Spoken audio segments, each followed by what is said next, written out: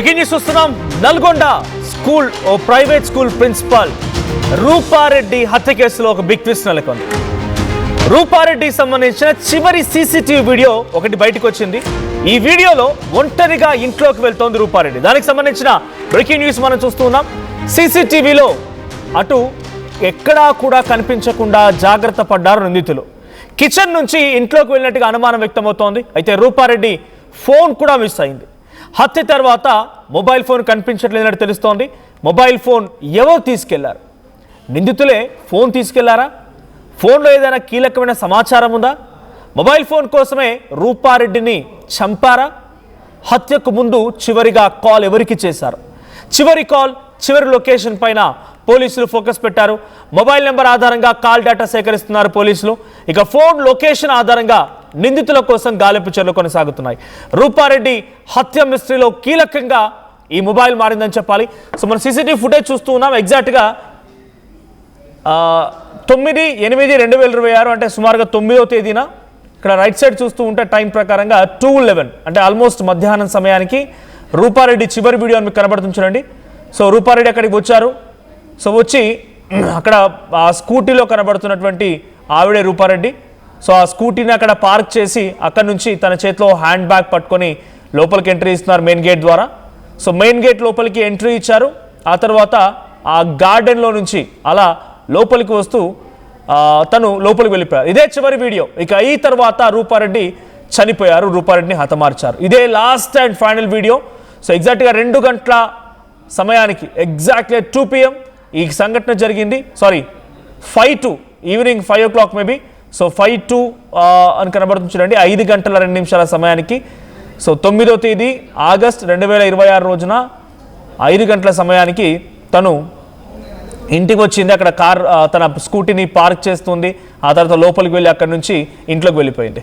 So ఇక్కడే చివరికి కనిపించింది. ఆ తర్వాత రూపారెడ్డిని ఎవరు కిచెన్లో నుంచి అంటే సీసీటీవీ కెమెరాకి కనిపించకుండా బహుశా ఎక్కడెక్కడ కెమెరాలు ఉన్నాయని చెప్పి చూసుకున్న వాళ్ళు ఉన్నారంటే పర్ఫెక్ట్గా ఇంటి యొక్క కెమెరాలు తెలిసిన వాళ్ళు, వాళ్ళకి సంబంధించిన వ్యక్తులు అయి ఉంటేనే ఇంత పక్కాగా రెక్కి నిర్వహించి తనని హతమార్చడానికి వీలవుతుంది. సీసీటీవీ కెమెరా కనిపించకుండా కిచెన్ ద్వారా ఎంట్రీ ఇచ్చారన్నప్పుడే ఎంత పకడ్బందీగా వాళ్ళు ప్లాన్ వేసో అర్థమవుతోంది. ఇంట్లోకి వచ్చారు, తనని హతమార్చారు. 21 కత్తిపోట్లు. ఆ తర్వాత అక్కడ నుంచి ఒక ఫోన్ పట్టుకొని పరారయ్యారు. మరి ఫోన్ తీసుకోవడానికి గల కారణం ఏంటి? ఫోన్లో ఏం సీక్రెట్స్ ఉన్నాయి?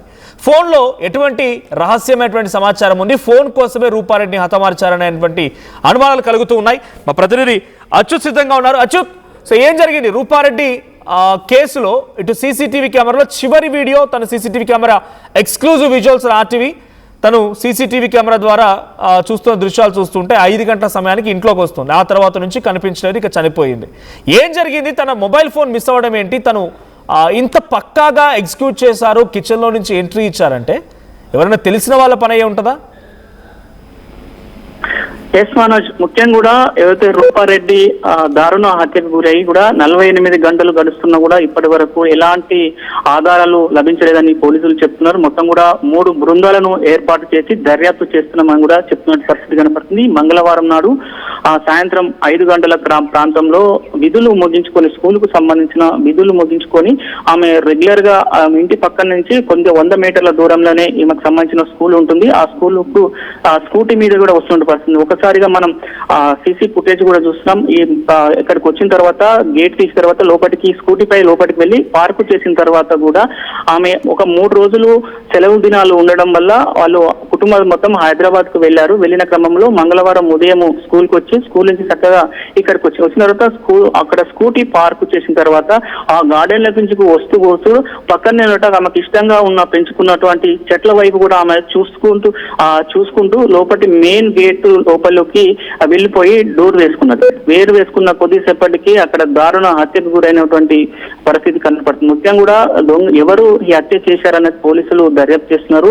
ఆ రూపారెడ్డి ఇప్పటికే నాగార్జున గ్రామ పబ్లిక్ స్కూల్ కి సంబంధించిన ప్రిన్సిపాల్ గా వ్యవహరిస్తున్నారు. 20 సంవత్సరాల నుంచి కూడా ఆమె విద్యారంగ సంస్థలో ఉన్నారు. ఆమె భర్త ఎవరైతే రాజేందర్ రెడ్డి ఉన్నారో రియల్ ఎస్టేట్ వ్యాపారం చేస్తున్నారని కూడా చెప్తున్న పరిస్థితి ఉంది. వీరు ఒక 2-3 రోజులు పని నిమిత్తము ఆ భర్త హైదరాబాద్ లో 2-3 రోజులు, ఇటు ఆ కొండమల్లెపల్లిలో 2-3 రోజులు ఉంటున్న పరిస్థితి కనపడుతుంది. ఈ నేపథ్యంలో ఆ వెనకకు సంబంధించి డోర్ పెట్టిన తర్వాత వెనక బ్యాక్ సైడ్ ప్రస్తుతం ఇంటికి బ్యాక్ సైడ్ కిచెన్ డోర్ ఉంటుంది. ఆ కిచెన్ డోర్ ఆమె తీస్తుందంటే వెలుతురు రావడానికి, గాలి రావడానికి తీసింది. ఆ కిచెన్ డోర్ కు ఆ పహారీ కూడా చాలా చిన్నగా ఉంటుంది. ఆ బ్యాక్ సైడ్ మొత్తం ఖాళీ ప్రదేశం ఉన్నట్టుంది మనకి. అక్కడ ఏమీ ఇండ్లు కూడా లేవు, వ్యవసాయ పొలాలు మొత్తం కూడా ఆ గుట్టలు ఉన్నటువంటి పరిస్థితి కనపడుతుంది. అంటే ఈ జేబీ కాలనీ అనేది కొండమల్లెపల్లికి కొంచెం చివరిలో ఉన్నటువంటి పరిస్థితి. అయితే అక్కడ సీసీ ఫుటేజ్, సీసీ కెమెరాలు కూడా ఎక్కడ లేవు.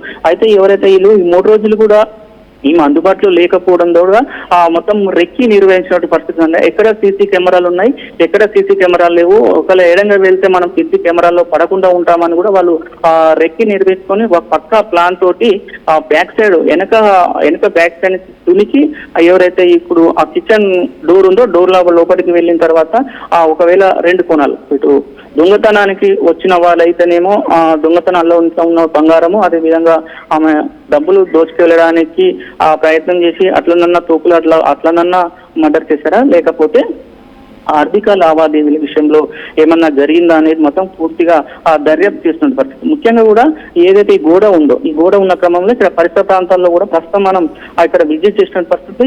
ఇక్కడ మొత్తం నిర్మానుష్యంగా పరిస్థితి ఉంది.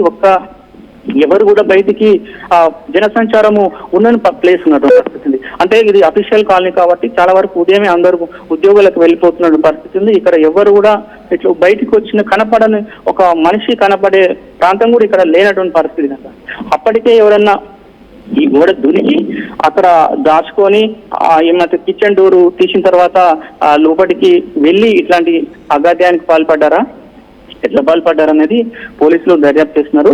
ఏదైతే రూపారెడ్డికి సంబంధించిన ఫోన్ ఒకటి మిస్ అయిందని చెప్తున్నారు. పోలీసులు మాత్రం అలాంటిది ఏం లేదు అనేది చెప్తున్నటువంటి పరిస్థితి కనపడుతుంది. అంటే ఒకవేళ ఈ రూపారెడ్డికి తర్వాత ఆ పోలీసుల దగ్గర ఏమన్నా ఈ ఫోన్ ఉన్నదా అనేది ముఖ్యంగా దర్యాప్తు పోలీసులు మాత్రం పక్కా సీసీ ఫుటేజ్, ఇప్పటికే సీసీ ఫుటేజ్ చూస్తున్నాము. అంటే ఇక్కడ సీసీ ఫుటేజ్ లేదు, కానీ అచ్యుత్ ఇంత పక్కాగా ఎక్కడ సీసీటీవీ కెమెరా కన్నుకి చిక్కకుండా రెక్కి నిర్వహించి తనను హతమార్చారు అని అంటే సో ఎవరైనా తెలిసిన వాళ్ళ పని అయి ఉంటుంది అన్నట్టుగా తెలుస్తోంది. సో ప్రజెంట్ ఆ కుటుంబం, ఆ పిల్లలు కానీ, భర్త కానీ, బంధువులు కానీ ఇంకెవరైనా ఎవరిపై అనుమానం వ్యక్తమవుతోందా?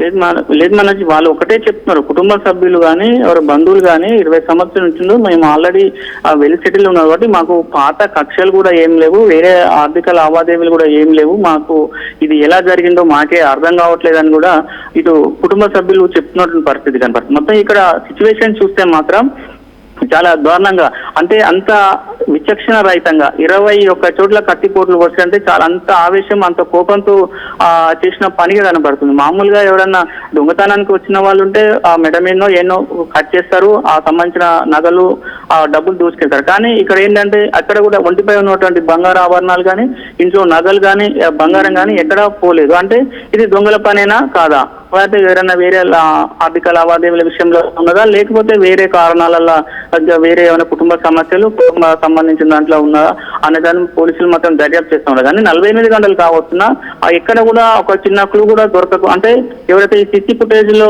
ఆగంతుకులు ఉన్నారో వీళ్ళు మాత్రం చాలా పకడ్బందీగా పక్కా ప్లాన్ తోటి, పక్కా స్కెచ్ తోటే చేసినట్టు కనపడుతుంది. ఎందుకంటే ఎక్కడన్నా ఏదైనా ఒక తప్పు చేసి జరుగుతుంది. ఒకవేళ దొంగతనానికి వచ్చిన దొంగలు ఉంటే ఏదో ఒక తప్పు చేసిపోయినట్టు ఉంటుంది. కాకపోతే ఏంటంటే లోపల మర్డర్ అయిన ఆ ప్లేస్ లో ఆ కబోర్డు కు సంబంధించి ఆ కబోర్డు తీసి ఆ కబోర్డ్ లో లోపల ఆ పేపర్స్ మొత్తం ఇట్లా వెతికినట్టు అక్కడ బ్లడ్ మార్క్ షాంపిల్స్ ఉన్నాయని కూడా చెప్తున్నారు. అంటే ఏమన్నా అక్కడ విలువైన డాక్యుమెంట్స్ ఉన్నాయా, లేకపోతే ఏమైనా ఫోన్స్ ఇట్లా ఏమైనా ఉన్నాయా అని ఏమైనా చూసారా ఏందనేది మొత్తం ఒక క్లారిటీ లేదు. పోలీసులు మాత్రం మేము సెల్ ఫోన్ సిగ్నల్స్ ఆధారంగా కూడా ట్రాక్ చేస్తున్నాము, మొత్తం కూడా అన్ని ఎవిడెన్స్ క్లారిఫై చేసాము. ఇప్పటికీ మొత్తం ఫుటేజ్ తీసుకున్నటువంటి పరిస్థితి ఉంది, ఫింగర్ ప్రింట్స్ కూడా తీసుకున్నాము, అన్ని కలెక్ట్ చేశాము. కలెక్ట్ చేసిన తర్వాత మొత్తం దర్యాప్తు చేస్తున్నాము. ఇప్పటి వరకు అయితే ఇంకా ఆ దర్యాప్తు కొనసాగుతుందని కూడా ఆ పోలీసులు చెప్తున్న పరిస్థితి కనపడుతుంది. ప్రస్తుతం వీళ్ళు కొంతమంది కుటుంబ సభ్యులు చెప్తున్న పరిస్థితి, వీళ్ళకి చుట్టుపక్కల మాత్రం చాలా 20 సంవత్సరాల నుంచి ఉంటారు కాబట్టి వీళ్ళకు ఎలాంటి గొడవలు లేవు, వాళ్ళు ప్రశాంతంగానే ఉంటారు అనే సమాచారం వస్తుంది. కానీ ఎలా జరిగింది అనేది ఒక సెన్సేషనల్ గా మారినటువంటి పరిస్థితి ఉంది. విచారణ. Thank you Achyut. సో దీనికి సంబంధించి ఒకసారి అక్కడ ఎటువంటి సిచ్యువేషన్ ఉంది అండ్ పోలీసులు ఏం చెప్తున్నారు, హైదరాబాద్లో కూడా వాళ్ళకి మరొక నివాసం ఉంది. సో ఆ సమయంలో అచ్యుత్ చెప్తున్న ప్రకారంగా రూపారెడ్డి ప్రిన్సిపల్ ఎవరైతే ఉన్నారో తను ఒక 3 రోజులు హాలిడేస్ ఉన్నాయి కాబట్టి అక్కడికి వచ్చి ఆ ఇంట్లో ఉండిపోయింది. అటు పిల్లలు భర్త మాత్రం హైదరాబాద్లో ఉండిపోయారు. మరిన్ని అప్డేట్స్ ప్రతినిధి నిర్మల అందిస్తారు. నిర్మల, సో ఒంటరిగానే ఉందా ఆ సమయంలో రూపారెడ్డి? అలా ఒంటరిగా ఉంటుంది, అక్కడికి రాగానే హతమార్చొచ్చు, సీసీటీవీ కెమెరాకి చిక్కకుండా లోపలికి వెళ్ళొచ్చు అనే రకంగా ఇంత పక్కాగా పకడ్బందీగా ఎవరి పని అయి ఉంటుంది? పోలీసు ఎటువంటి అనుమానం వ్యక్తమవుతోంది? ఎస్ మనోజ్, ఈ విషయంలో మాత్రం ఈ కేసులో మాత్రము ఒక్కొక్క బిగ్ ట్విస్ట్ ఏర్పాటు అవుతున్నాయని కూడా చెప్పొచ్చు. ఎందుకంటే కూడా రూపారెడ్డి ఆ రోజు హైదరాబాద్ నుంచి వెళ్ళినట్లుగా కూడా రూపారెడ్డి భర్త అయితే చెప్తూ ఉన్నాడు. ఎందుకంటే ఇక్కడ గుర్రంగూడలో వాళ్ళకు సొంత ఇల్లు ఉంది, అలాంటిది ఇక్కడికి భార్యాభర్తలు ఇద్దరు కూడా రావడం జరిగింది. కానీ ఆమెకు వృత్తిరీత్యా కూడా తను అర్జెంట్ పని ఉందని పాఠశాలకు కూడా తను ఒక్కతే వెళ్ళింది అక్కడికి అనేది కూడా చెప్తూ వచ్చారు. కాకపోతే అక్కడ నుంచి తను 5:25 అంటే సాయంత్రం 5:25 తను తన ఇంటికి వెళ్ళిపోయినట్టుగా కూడా చెప్తూ ఉన్నారు. అదే విధంగా ఆ వెళ్ళిపోయిన తర్వాత ఏం జరిగింది అక్కడ అంటే ఇక్కడ సీసీ ఫుటేజ్ ఏమో తను ఒంటరిగానే ఇంట్లోకి వెళ్ళినట్టుగా ఉంది. కానీ తర్వాత ఈ సీసీ ఫుటేజ్ లో వెనక నుంచి కూడా మరి కిచెన్ లో నుంచి తనకి దారి ఉన్నట్టుగా కూడా పోలీసులు గుర్తించడం జరిగింది. కిచెన్ నుంచి వీళ్ళేమన్నా వచ్చారేమో అనే అనుమానాలు అయితే వ్యక్తమవుతూ ఉన్నాయి. ఓ పక్క చూసుకున్నట్లయితే అంటే ఇక్కడ కిచెన్ నుంచి ఎవరు ఎంట్రీ అయ్యారు, అసలు ఎవరితో వాళ్లకు పగలున్నాయి, ఇవన్నిటిపైన కూడా పోలీసులు దర్యాప్తు కొనసాగిస్తూ ఉన్నారు. మరి కిచెన్ రూమ్ లో నుంచి ఎంట్రీ అయిన తర్వాత అంటే సాయంత్రం నుంచి మరుసటి రోజు ఉదయం వరకు మరి భర్త కూడా ఫోన్ చేశాడా చేయలేదా తెలియదు. కానీ ఉదయం ఫోన్ చేసేసరికి తను లిఫ్ట్ చేయకపోవడంతో పాటు తను ఎందుకు స్పందించలేదు అనే కొన్ని అనుమానాలతోటి పక్కింటి వాళ్ళని పంపించడంతో ఈ విషయం అంతా వెలుగులోకి రావడము, దగ్గరలో ఉన్నటువంటి సిఐ కూడా అక్కడికి వెళ్ళి చూడడం, అంటే తన భర్త చేసిన కాల్ ద్వారానే తను వెళ్ళి చూసేసరికి తను అలా పడిపోయి ఒక విగత జీవిలా పడిపోయి ఉండడం గమనించడం కూడా జరిగింది అని చెప్పేసి చెప్తూ ఉన్నమాట. ఇక్కడ అసలు ఎవరు తనకి అంటే ఓ రూపారెడ్డి తన ఒక మహిళ స్కూల్ ని రన్ చేస్తా ఉంది, అందులో ఒక ప్రిన్సిపల్ గా ఉన్న ఆవిడ అంటే ఎవరితో తనకంత పగలు ఉండుంటాయి, అసలు తన మీద అటాక్ చేయాల్సినంత అవసరం ఎవరికి ఉంది, ఎవరై ఉంటారు అంటే అంత 27 కోట్లు తన ఒంటి మీద ఉన్నాయి అంటే అంత కక్షపూరితంగా ఎవరు తన మీద కక్ష పెంచుకున్నారు అనే కోణంలో దర్యాప్తు చేసినప్పటికీ ఇంటి పక్కన వాళ్ళంతా కూడా తనకి ఎవరితో పగలేదు, ఎవరితో గొడవలు లేవు అని వాళ్ళు చెప్తున్నమాట. పోనీ ఇక్కడ హైదరాబాద్ లో ఎవరితోటైనా గొడవలు ఉన్నాయా అంటే అప్పుడప్పుడు వచ్చి పోతా ఉంటారు ఇక్కడికి గుర్రంగూడకు అని చెప్పేసి తెలుస్తున్న విషయము. ఆల్రెడీ పిల్లలు కూడా ఒక్కొక్కరు ఇంజనీరింగ్ చదువుతున్న పిల్లోడు ఇక్కడే చదువుతున్నాడు, అలాంటిది ఏం జరుగుతుంది అనే కోణంలో పోలీసులకు కూడా అంతు చిక్కని విధంగా కూడా కేసు మారింది అని చెప్పుకోవచ్చు. ఇంకొకటి తన mobile phone, Rupa Reddy mobile phone తన దగ్గర లేదు, అది మాయమైపోయింది. ఆ ఫోన్ ఎవరు తీసుకెళ్లారు అంటే ఇక్కడ ఈ దుండగులే తీసుకెళ్లిపోయి ఉంటారా అనే కోణంలో కూడా ఒకవేళ ఆ ఫోన్ లో ఏముంది, ఆ ఫోన్ అంత ఇంపార్టెంట్ తీసుకెళ్లిపోయారంటే ఆ ఫోన్ లో కాల్ డేటా ఎవరిది ఉంది, దొంగల పని ఉంటే కనుక ఎటువంటి దొంగతనం జరగలేదు, అక్కడ నగలు కానీ లేకపోతే ఇంకేదైనా బంగారు వస్తువులు కానీ ఎత్తుకెళ్ళినట్టుగా దాఖలాలు లేవు, లేదు ఎవరైనా ఇబ్బందులు శత్రువులు ఉన్నారంటే అటువంటి దాఖలాలు లేవు అని అంటున్నారు. మరి రూపారెడ్డి మరణానికి కారణం ఏంటి అనే కోణంలో పోలీస్ ఇన్వెస్టిగేషన్ ఎలా జరుగుతోంది, ఎవరిపై అనుమానాలు వ్యక్తమవుతూ ఉన్నాయి. సో తన సెల్ ఫోన్ కూడా కనిపించట్లేదు, సెల్ ఫోన్ని నిజంగా అక్కడికి వచ్చిన ఆ నిందితులు ఎత్తుకపోయారనుకుంటే కనుక, వాళ్ళు తీసుకుపోయారనుకుంటే కనుక దాని డిజిటల్ ట్రేసింగ్ అంటే సిగ్నల్ ట్రేసింగ్ ప్రకారంగా ఏదైనా అప్డేట్ లభించిందా? ఇంకా ఇప్పటి వరకు ఎటువంటి అప్డేట్ లభించలేదు. ఎందుకంటే నిందితులు పరారీలో ఉన్నారు కాబట్టి వాళ్ళు పరారీలో ఉండడంతో సీసీ ఫుటేజ్ ఆధారంగానే మొత్తం కూడా దర్యాప్తు కొనసాగిస్తూ ఉన్నారు. ఇప్పటికే 4 బృందాలుగా ఏర్పడ్డారు పోలీసులు అనేది కూడా పోలీసులు చెప్తున్న వర్షన. 4 బృందాలతోటి నిందితుల్ని పట్టుకునే ప్రయత్నంలో మేము ఉన్నాము. ఖచ్చితంగా కూడా మొబైల్ కూడా దొరికిందంటే మొబైల్లో డేటా ఏముంది, అసలు కాల్ డేటా ఏముంది, ఎవరికి సంబంధించిన డేటా ఉంది అనే డీటెయిల్స్ కూడా తీసే ప్రయత్నం కూడా చేస్తాం. కాబట్టి అప్పుడు పూర్తిగా కూడా సమాచారంతో ఉంటాం. కాబట్టి ఖచ్చితంగా నిందితుల్ని పట్టుకునే ప్రయత్నంలోనే దర్యాప్తు కొనసాగిస్తున్నామని చెప్తున్నమాట Manoj. Right, thank you Nirmala. So నల్గొండలోని ఓ private school Nagarjuna grammar high స్కూల్కి సంబంధించినటువంటి ప్రిన్సిపాల్ రూపారెడ్డి 9వ తేదీన తన ఇంటికి వచ్చారు. మరుసటి 3 రోజుల పాటుగా హాలిడేస్ ఉన్నాయి. ఇంటికి 5 గంటల సమయానికి వచ్చారు. అది కూడా ఎవరో ఫోన్ చేస్తే వచ్చారు అన్నట్టుగా తెలుస్తోంది. సో ఇంటికి వచ్చారు, వచ్చిన తర్వాత నుంచి తను బయటికి వెళ్ళలేదు, ఏం జరిగిందా అని తెలిసి చూస్తే చనిపోయారు. 21 కత్తిపోట్లున్నాయి వంటి పైన, తన ఫోన్ కనిపించట్లేదు. చివరి సీసీటీవీ వీడియోనే ఆర్టీవీ ఎక్స్క్లూజివ్గా మీకు చూపిస్తోంది. ఇక ఆ మహిళ కనిపించిన చివరి వీడియో ఇదే. సో భర్త పిల్లలు హైదరాబాద్లో కూడా వరకు ఇంకొక ఇల్లు ఉంటే హైదరాబాద్లో ఉన్నారు. సో మరి తన మరణానికి ఎవరిపై అనుమానం వ్యక్తమవుతుందా అంటే ఎవరి మీద అనుమానం లేదంటున్నారు. ఆమె ఒక్కటి మాత్రమే లోపలికి వెళ్ళినట్టుగా ఉంది, కానీ ఇంకొక ఎక్కడ కూడా వేరే వ్యక్తులు ఎంట్రీ ఇచ్చినట్టుగా లేదు. మరి లోపల ఏం జరిగింది అనేది ఇప్పుడు బిగ్గెస్ట్ ట్విస్ట్గా ఉంది. సో ఇంకొక రూట్లో నుంచి, వంటగదిలో నుంచి, వంటింట్లో నుంచే లోపలికి ఎంట్రీ అవ్వడానికి అవకాశం ఉంటుంది. అక్కడ సీసీటీవీ కెమెరా లేదు అన్నట్టుగా తెలుస్తోంది. మరి పక్కాగా సీసీటీవీ కెమెరా లేనటువంటి చోటు నుంచి లోపలికి ఎంట్రీ ఇచ్చారు అని అంటే చాలా పకడ్బందీగా పక్కాగా రెక్కి నిర్వహించిన వాళ్ళు అయి ఉంటారనేది అనుమానం.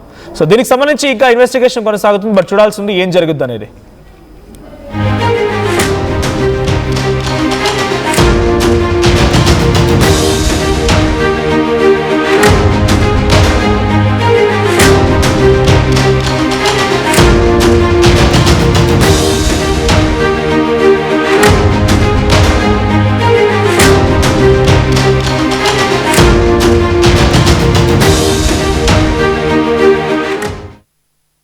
టోర్నమెంట్ ముందు Pure in its form with grace made noble.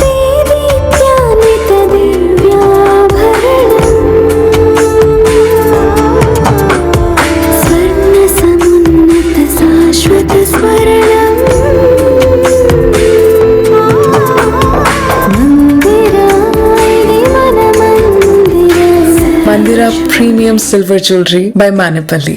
అందరికీ నమస్కారం, నేను మీ అనసూయ భరద్వాజ్. ఆషాఢ మాసం సందర్భంగా మన కాసన్ ఫ్యాషన్స్ ఏపీ అండ్ తెలంగాణలోని 24 స్టోర్స్ లో సరికొత్త ఆఫర్స్ తో మీ ముందుకు వస్తుంది. అంతేకాదంలో ఈ ఆషాఢ మాసంలో మన ప్రత్యేకత, కిలో చీరలు కొనండి, అరకిలో చీరలు ఉచితంగా పొందండి. బోనాల పండుగ జోర్దార్గా చేయాలని ఆలోచన చేస్తున్నారా? అయితే కిసాన్ ఫ్యాషన్ మాల్ లా అద్రిపోయే ఆఫర్లున్నాయి. జోర్దార్గా షాపింగ్ చేయండి. పండుగ అయినా, దావత్ అయినా, పట్టైనా, ఫ్యాషన్ అయినా కిసాన్ ఫ్యాషన్ మాల్.